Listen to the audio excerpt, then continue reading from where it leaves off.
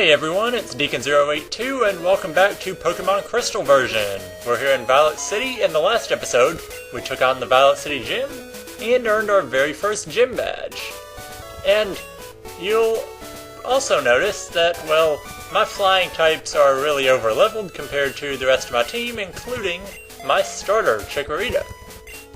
And Ike the Metapod as well, so we'll be leveling them up a bit in the next part or two of this series to get them on pace, don't worry. So the next place you'll want to head, the next route in the game, you'll go south from Violet City Gym, and we can get a free PRZ Cure Berry, short for Paralyze, obviously. So we're here on Route 32, where we can catch a new Pokemon, but there's a path forking off to the left, and a gatehouse, so I guess we'll head in here. And this is the Ruins of Elf. And inside this cave, well, I guess it's a cave. There's really nothing here for the moment. I really don't know what that's supposed to say on the walls, but there are many caves here. For our first one, we can go in, talk to this guy in the back. He says that recently strange cryptic patterns have appeared, which is what he's referring to with the stuff on the walls. We can take a look. That seems to spell out the word escape. Well, I guess we'll escape from this place. I think we picked up an escape rope last episode. Yes, we did. We used the escape rope. And, well, we'll leave. Yeah, well, wait a minute. It told us to escape. What could have possibly happened? It's an earthquake! And a big earthquake. Actually, a hole was opened up in the wall. And if we go in here, we can pick up some new items. We have a berry for all you berry collectors. It only takes one escape rope to get in here. A poison cure berry.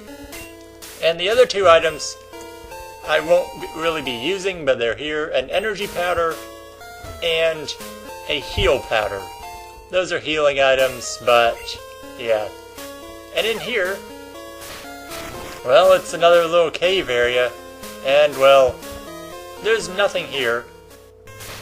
That's going to drop us back into this big area. Now, there is nothing here, but if you solve a little puzzle that was in the room we were in, you can find a wild Pokemon, Unknown. Unknown is a very gimmicky Pokemon. It learns one move, and that is Hidden Power.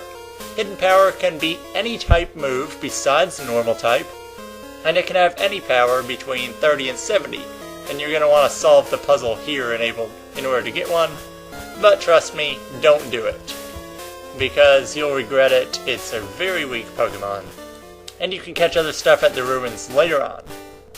So anyway, back to Route 32. Route 32, when you enter, you can talk to this guy, and you must have some good Pokemon. The training at the gym must have been especially helpful. As a souvenir of Violet City, take this. It increases the power of Grass-type moves. A Miracle Seed. And we happen to have a Grass-type Pokemon. So we will equip this item for the moment, because we do have Razor Leaf. Now I'm going to try to sneak through this area without a wild encounter, if that's possible. Hey, good start. But we have a trainer battle. Most of the ones on this route are unavoidable, so I'm going to try to avoid some of them if I can, and then do them off screen later so I don't waste a lot of time. But the wild Pokemon on here, we have two new ones, one during morning and the day, and the other one at night. Since we're here at night, I will cover nighttime first. We have a water ground type Wooper, which is actually the most common here. Wooper is a pretty good Pokemon. Back then it was unique, being the only water ground type, meaning it only has one weakness, grass type moves. Which of course, if we find one right now, that's bad luck for it. Wooper evolves into Quagsire, and it's not a bad Pokemon, but you can do better. But on this route, really, that's probably the best you can get, because everything else is something you could have got before. And during the daytime, you can catch Ekans. Ekans is a poison type, based off a snake. It's actually snake spelled backwards. And it's a pretty bad Pokemon, I'm not going to lie. You can do a lot better than Ekans. And its moves are not very good. Its stats are not very good. Yeah, I wouldn't use it if I were you. Plus poison is a terrible offensive type. Anyway, this trainer, perfectly avoidable. If you go up here, there is an item. Do I risk it? You know what, I'll come back for it, because I'm trying to avoid encounters. You can avoid this guy here. Split path goes off to the right. You can avoid both of these fishermen. But this guy you must battle. I'm really good at both fishing and Pokemon. I'm not about to lose to any kid. So this guy is really confident in his ability. Fisherman Ralph. And he has a Goldeen. And this Goldeen is level 10. Which is pretty high, but Subito should be able to take care of it. But you gotta be careful with the grass type because it knows Peck, which is super effective against us. And if it happens to critical us here, we are in big trouble. Oh wow, that is a powerful attack. But we take it out, get the experience here. It goes down. I probably shouldn't be taking these kind of risks with my starter, but Subito's up to level 10, and that battle's a really good experience. If you want a battler, you can register this fisherman in your Pokegear for later. Another trainer here is avoidable if you time it right. I found some good Pokemon in the grass. I think they'll do it for me. And first things first, we really need to switch Subito out of the lead spot. Actually, this guy has a Wooper, and Wooper is a slow Pokemon as well, so we're going to hope we get the first hit, and this should be a one-hit KO, because it's 4 times weak to grass. Yeah, pretty easy. Subito is really showing its strengths on this route. Look at that, up 3 levels already in the episode, in just 3 battles. And we're moving along. Another guy. This is not a trainer. Hey, how would you like to have this tasty, nutritious Slowpoke tail? For you right now, just 1 million yen, or whatever. You'll want this? Not really. You don't want it? Then scram. Shoo. Aww.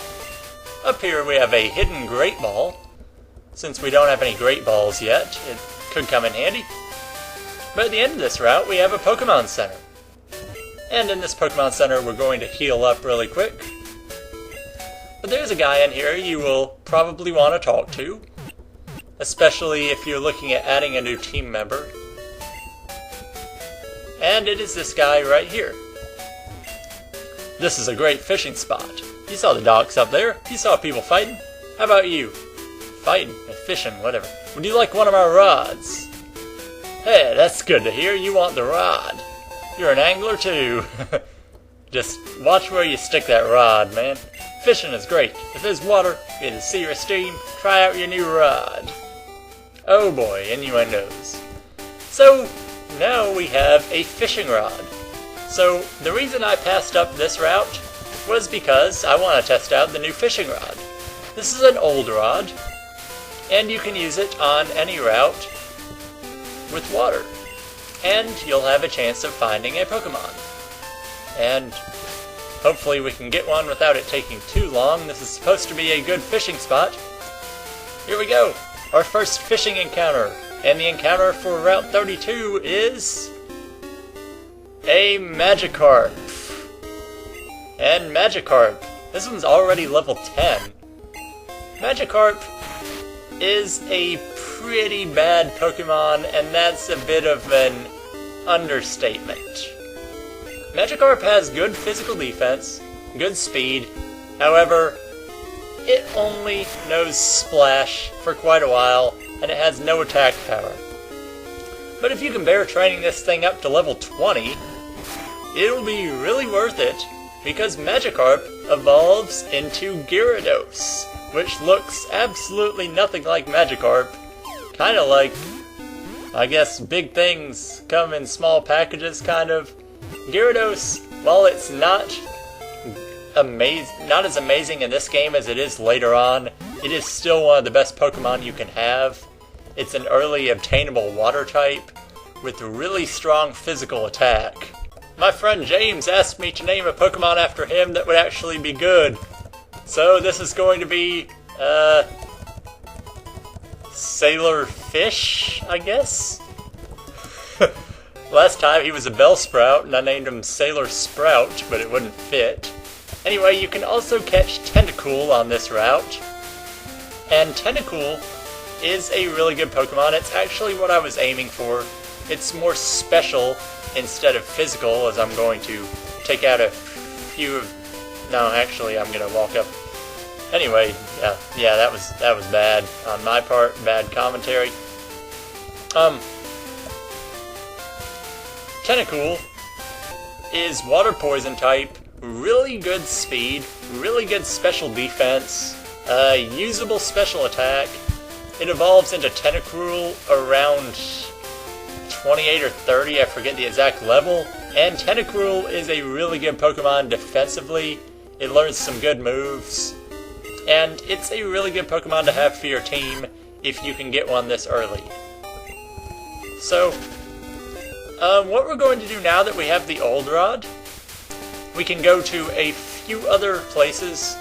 Well, really only one other place where we can catch something that we weren't able to catch anything in that area before, and that would be Cherry Grove City. And yes, we're back here already.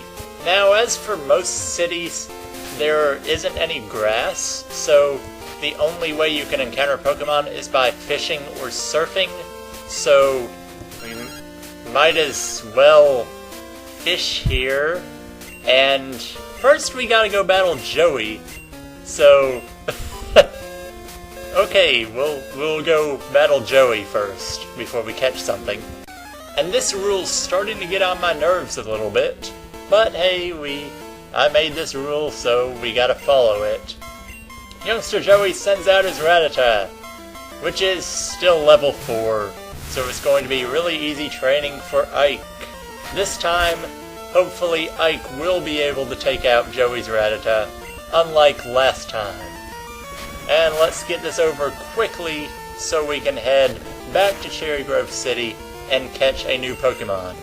Anyway, we're back in Cherry Grove City to catch a wild Pokemon, and we have to scroll over to find our Goldenrod, and then we wait for a bite and hope Youngster Joey doesn't want another rematch.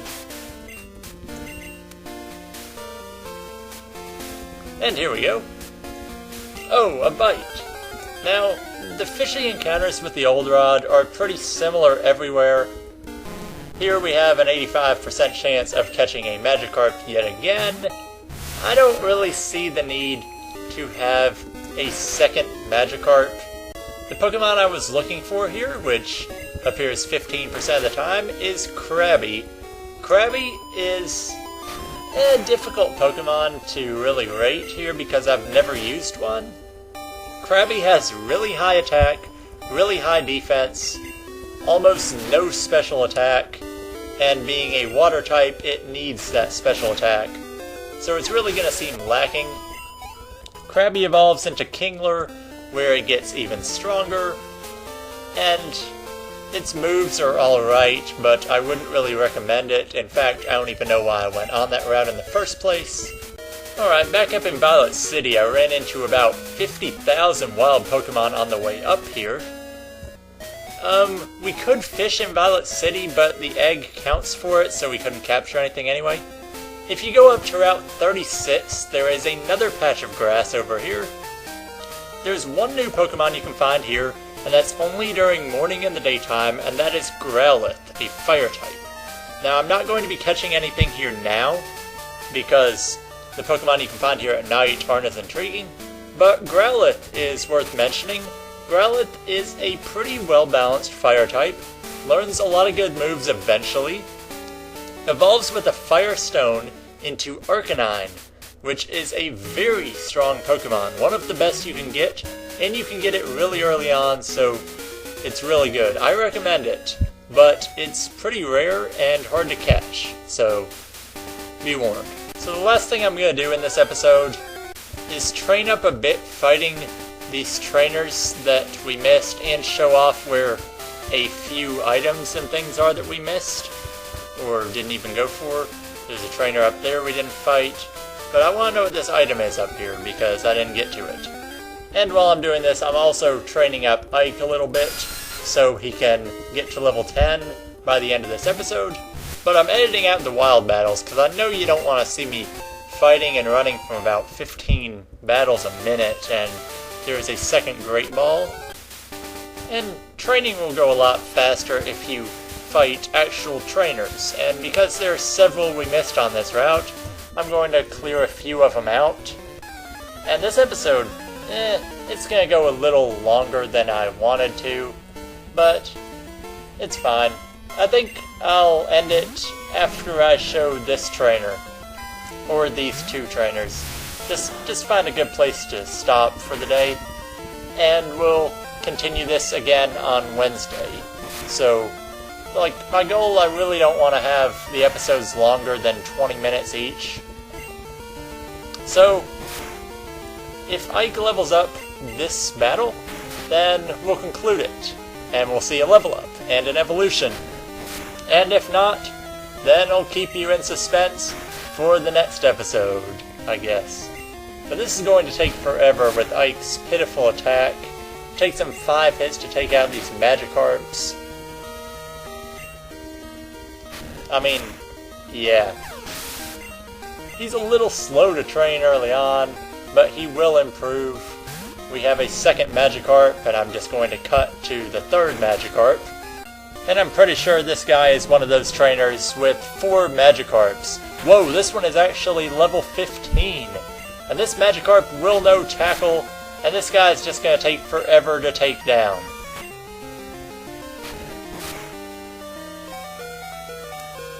Are you serious? Ike can't even take out a Magikarp. I really wanted him to get all the experience here, but... well... okay, so... we'll just level him up next episode. We'll finish off this trainer, and this Magikarp is a beast. Really is. Just look at that. Amazing attack power. Of course, he is a higher level than my entire team. Okay, this episode's getting long. We will cut it off as soon as this battle ends. Next time on Let's Play Pokemon Crystal version Nuzlocke Run. Oh, this one's only level 5. Ike could have taken him out. Whatever. Anyway, next time we will be finishing up Route 32 and headed into the next area of the game where we'll be catching, hopefully, a new team member. See you then!